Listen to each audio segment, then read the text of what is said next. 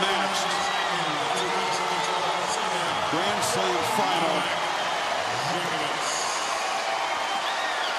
A new definition of suffering for a title.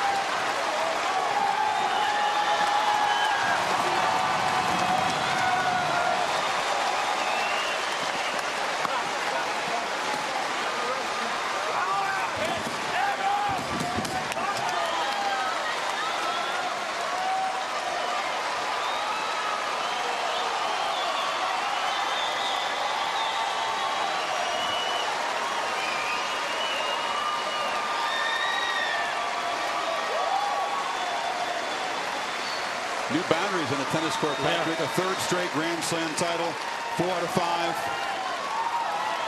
And Nadal, shirtless as well, showed his iron will.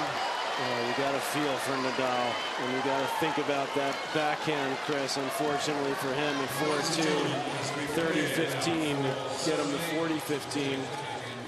But what a comeback for Nadal to get in the match.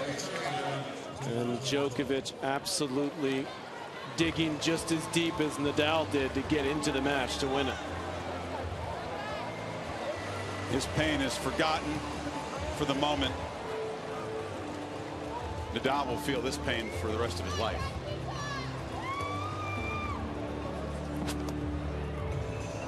Down a set, then up 2-1.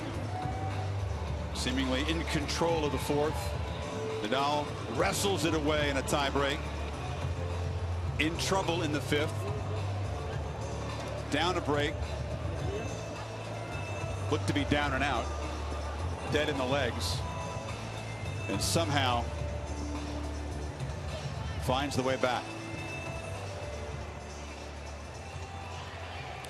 Well, man, there really aren't any words. No. They really are. 5 hours, 53 minutes, the longest Grand Slam final, the longest Australian Open match. But not just the length of it, the quality of it, and what both guys showed. Well, you think that you've seen almost everything, and then it boggles your mind what two men can do. And that, that's the beauty of tennis, is that this one-on-one battle can turn into what this became tonight. Was a test of obviously incredible skill, but more than that, incredible will between two guys that just absolutely wouldn't give in. And it looked like Nadal was out of it after the third set. I mean, from a tennis standpoint, but he literally willed himself into the match. And then if you're Novak Djokovic, you've played almost 5 hours in the semis 2 nights ago, and now you're into almost 6 hours in this one. It's just incredible that anybody can do this. In the end, the match was not lost. It wasn't Nadal fading or his will failing or anything. It was tiny margins, which will eat at him forever, because he's now lost his 7th straight final, third in a major to Djokovic. And as you said, it's a ball clipping at tape a couple of times in that 5th set. Once when he had the lead, so 1/4 of an inch, 1/2 an inch.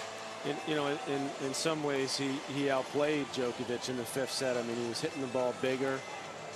But, we know what Djokovic has done in the last year, but this elevates him to a whole nother realm with this kind of effort, this kind of performance. And now, not only is he the #1 player in the world, but now he's got this epic match as part of who he is now. You only truly find out who you are and what you're capable of when you have a rival to push you like that. It would have been almost inconceivable. Djokovic never would have believed that he could have played a 5-hour, 53-minute match against Nadal with the kind of points he knows he has to play and win. But he discovered something he never dreamed he had tonight.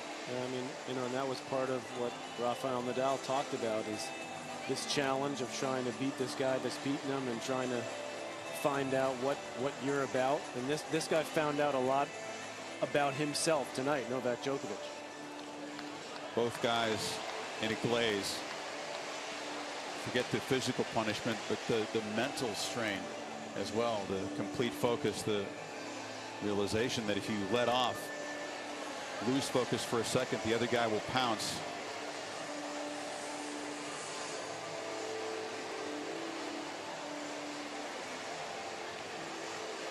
Thank you, Novak. Thank you, Rafa. Shows why we love the sport. Let's check in with Brad Gilbert and Chris McKendry. Just remarkable, Chris, to think possibly the match of the season and the first big Grand Slam event of the season, Brad. But then you look at what this means for Novak Djokovic, big picture. He's now the 4th man ever to win 4 or 5 Grand Slams. I mean, unbelievable, defining match. I mean, the point that I'll remember, that 4-2, 30-15 point, where Rafa missed that 1-foot putt. And then all of a sudden, somehow from that missed backhand, Joker, who looked to be like he had nothing left in the tank, found another gear. And I tell you, this match will lift him, I think, to a repeat performance of last year. And now he will go to the French. Forget about the Rafa Slam last year. We got Joker's Wild. The Joker Slam is a possibility now. And what a will of effort for 2 matches in a row. And the guy at the end of the match, to me, seemed like he found another gear. He was just cracking the ball. Both guys were hitting the ball. And you got to feel for Rafa. That's got to be the toughest beat of his career without a doubt. Well, ladies and gentlemen, if there were Let's go down to Sandy Roberts for the trophy presentation. A standing ovation after that performance, it's these 2 great warriors.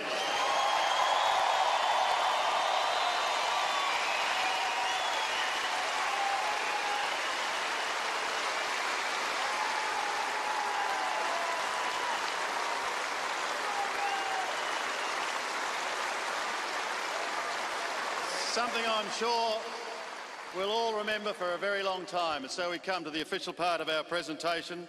And joining me for that presentation is the President of Tennis Australia, Mr. Steve Healy, and also the Senior Executive Vice President of Kia Motors Corporation, Thomas O, and also a gentleman whose fortress we're in tonight, the great man, Rod Laver.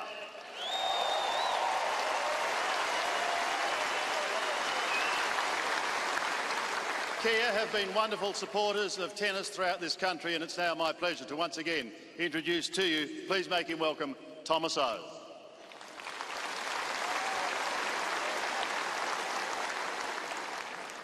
Gentlemen, congratulations on such a great display of tennis today.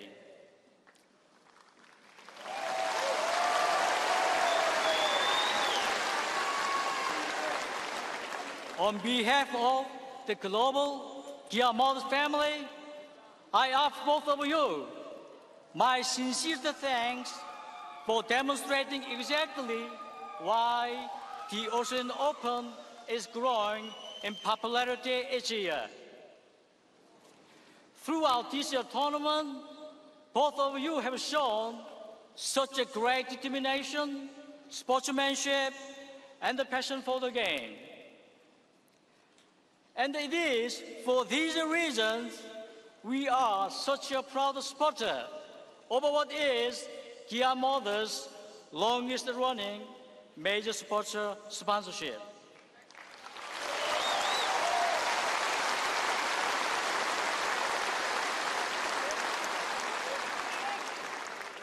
And I would like to thank everyone at the Tennis Australia for their terrific organization of this event.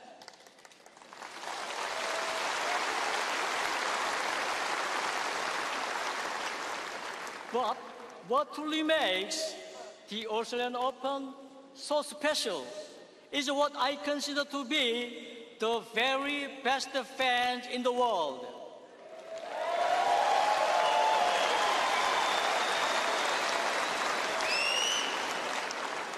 All of us at the Kia Motors, thank you for your support year in and year out.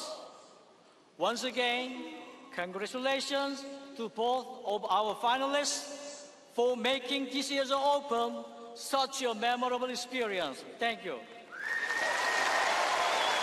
Both players will get half their prize money to cut this speech short, I promise you.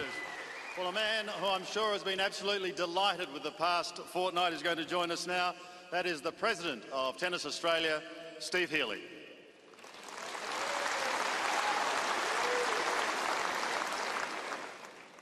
Your Excellencies, Governor Mrs. Chernoff, His Royal Highness the Duke of Kent, distinguished guests, ladies and gentlemen, what an epic match to mark the 100th anniversary of the Men's Singles Championship at the Australian Open.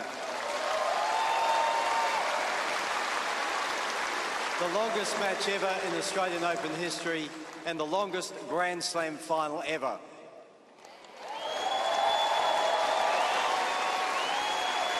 This Australian Open has been like an unfolding drama.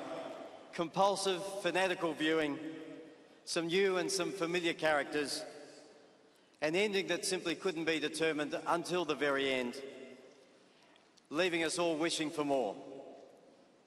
It has been absolutely incredible.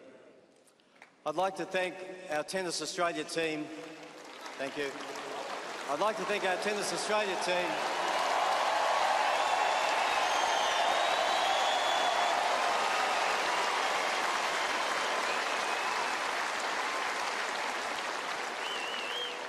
I'd like to thank our Tennis Australia team, our Chief Executive Steve Wood, Tournament Director Craig Tarley and referee Wayne McEwen on a fantastic job over the last fortnight.